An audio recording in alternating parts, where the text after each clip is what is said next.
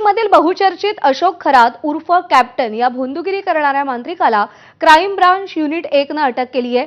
या भोंदूबाबाला आज नाशिक जिल्हा न्यायालयामध्ये हजर केलं जाणार आहे। या मांत्रिकानं गुंगीचं औषध देऊन एका महिलेवरती बलात्कार केल्याप्रकरणी नाशिकच्या सरकारवाडा पोलीस ठाण्यात गुन्हा दाखल करण्यात आला होता।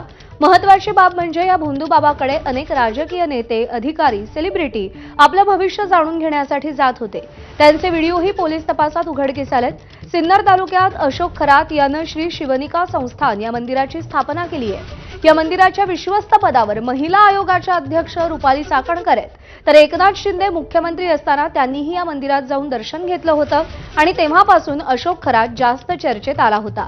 आता पोलीस तपासात आणखी काय माहिती समोर येते, रुपाली चाकणकर काय भूमिका घेतात याकडे लक्ष आहे। पोलीस स्टेशन सरकारवाडा येथे सीआर नंबर 74/2026 असा गुन्हा दाखल झालेला आहे फिर्यादीच्या तक्रारीवरून। भारतीय न्याय संहिता कलम 64, 74, 351 आणि जादूटोणा प्रतिबंध कायदा कलम 3, कलम 1, 2 प्रमाणे हा गुन्हा दाखल करण्यात आलेला आहे। तपास चालू आहे। क्राईम ब्रांच युनिट 1 आणि गुंडा पथक तपास करीत आहे।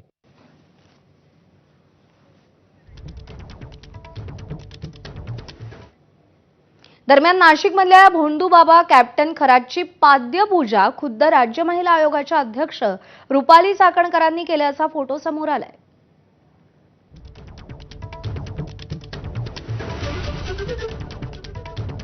महिला आयोगाच्या अध्यक्ष आहेत रुपाली चाकणकर आणि या भोंदूबाबाची त्यांनी पाद्यपूजा केल्याचा हा फोटो आता समोर आलेला आहे।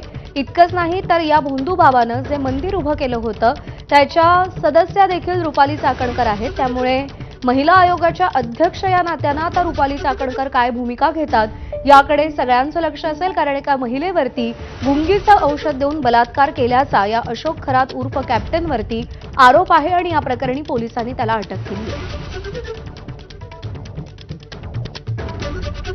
दरम्यान या सगळ्या प्रकरणामध्ये अंधश्रद्धा निर्मूलन समितीनं उडी घेऊन कठोर शिक्षा करण्याची मागणी केली आहे। कॅप्टन खरात हा एक भोंदूबाबा आहे आणि तो ज्योतिषीच्या नावाखाली अनेक महिलांचं त्याने शोषण केलेलं आहे। अनेक राजकीय व्यक्तींचं त्याला पाठबळ आहे। माजी मुख्यमंत्री सुद्धा त्या ठिकाणी येऊन गेलेले होते। काही मंत्र्यांचं सुद्धा त्याला पाठबळ आहे। काही अनेक जे राजकीय पदाधिकारी आहेत त्यांचं त्याच्या ट्रस्टवरती नाव आहे। त्यामुळे या प्रकरणामध्ये राजकीय दबाव येण्याची शक्यता आहे। त्यामुळे महाराष्ट्र अंधश्रद्धा निर्मूलन समिती पोलिसांना भेटून याबाबत सविस्तर निवेदन देणार आहे व याची सखोल चौकशी व्हावी अशी मागणी महाराष्ट्र अंधश्रद्धा निर्मूलन समिती करत आहे। बारामतीची पोटनिवडणूक काँग्रेस आणि रासप लढवणार का असा प्रश्न निर्माण झालाय। बारामती पोटनिवडणुकीसंदर्भात काँग्रेस आणि राष्ट्रीय समाज पक्षाचे अध्यक्ष महादेव